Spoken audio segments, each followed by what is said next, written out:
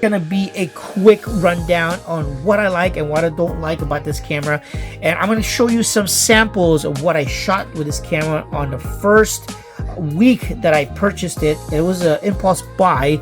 I was going to Mexico for work and I was doing some stock footages. I decided to pick up this Sony EV10 Mark II, and this has been a very versatile, powerful camera for me. I didn't have to lug many of my big cameras, cinema cameras. I do own the FX3 with some of the big lenses. Those are quite uncomfortable traveling, and so I decided to pick this up to see what the output would be. And by gosh, if you want to see quality, here are some samples on 4K. Bam!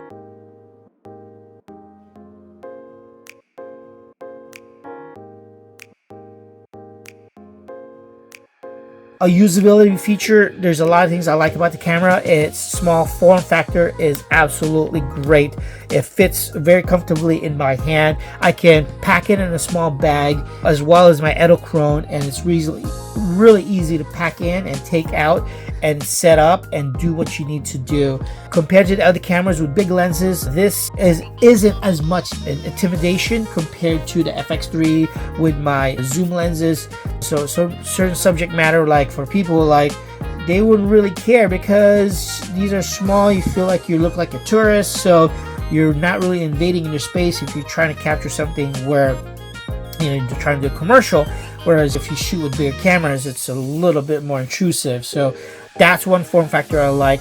I like the autofocus on this thing versus like if you have to do it manual. So the model prior to this didn't have the autofocus, so now this allowed me to just shoot almost like run and gun. So this was like a perfect like run and gun scenario. So this, in addition to a vlogging setup, if I wanted to do vlogging, I add audio to this and I can just flip the screen out and I can just talk and point the camera at me. So that allowed me to use this in another way, not just capturing stock footages, but vlogging while I was traveling. So that's an added bonus right there.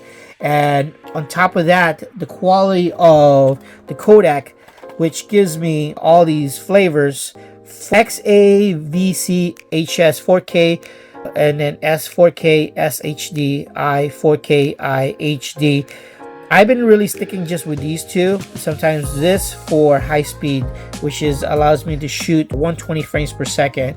And those high speed, oh my god, here's some shots that I actually did recently with my family. I decided to just shoot exterior and there's some great light. I was like, let's just do some slow-mo, and here's some samples. Check them out. Okay, another feature I like is I'm able to add tools to this. So I use this a lot with the Edelkrone slider, and the Edelkrone slider is relatively small. Packing this with the Edelkrone and a backpack, so smooth, and allows me to bring it on board an airplane without any issues.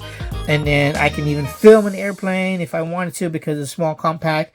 And then it just allows me to just do so much more with the added tools that I can with this camera. What I like about the camera is, you see that is looking like it's ready to view on a vertical shot, because I'm actually positioning. Now it's changed back to that way, but if I'm vertical, you see that actually went to vertical right now. So that switched back to vertical. And then I like the touch screen on these things. These are very convenient. You have this cinema vlog on and off.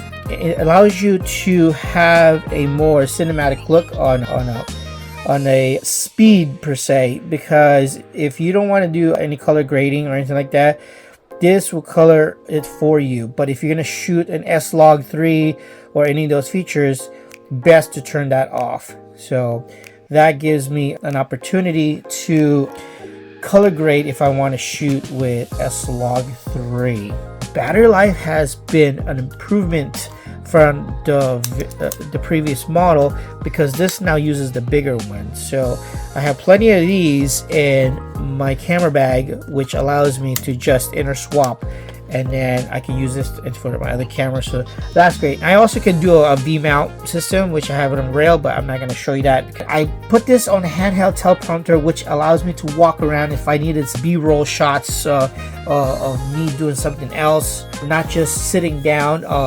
I can walk around and I can read the script and film that way, and this is perfect because this is so lightweight.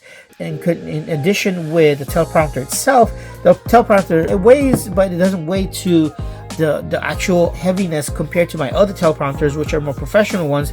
They're really heavy and they're really big. And so in combination of this, the teleprompter, and my metal handheld, which I will show you right now, hand grip, and so this allows me to hold that camera along with the teleprompter. So that came out really cool. Now recently I was shooting out during Christmas, and I decided to get like a sweets snacks, and this was wrapped around my neck, and something fell on top, and I was quite annoyed that this got dirty inside. So I try to clean it up as much as I can. I can't seem to dislodge some of the stuff between this audio interface right here, and I just can't seem to clean it better. And if you have suggestions, comment down below and how to best clean this part right here. I am noticing, for some odd reason, I don't know, maybe in my camera, but the highest resolution, XAVC-S HD, the quality seems to be kind of weird when I play it back on my laptop. It just seems so like grainy at times, but this should be like a high level type of footage as well as this. Low light, I am not very happy with low light with this thing.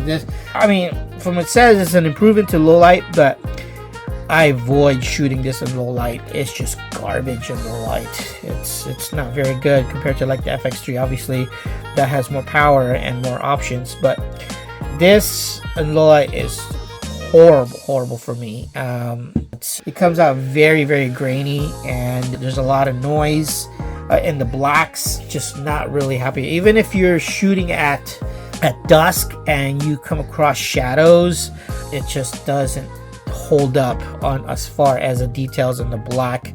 It just starts becoming very noisy. The rest, I will show you some more samples of what I've shot with this camera.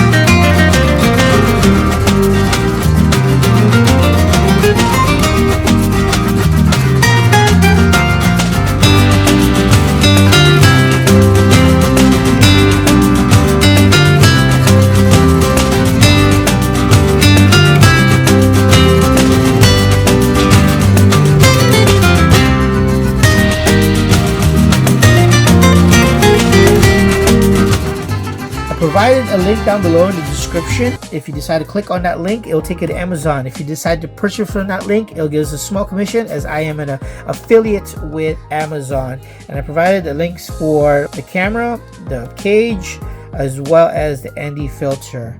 All right, thanks for watching. I'll see you guys in the next video.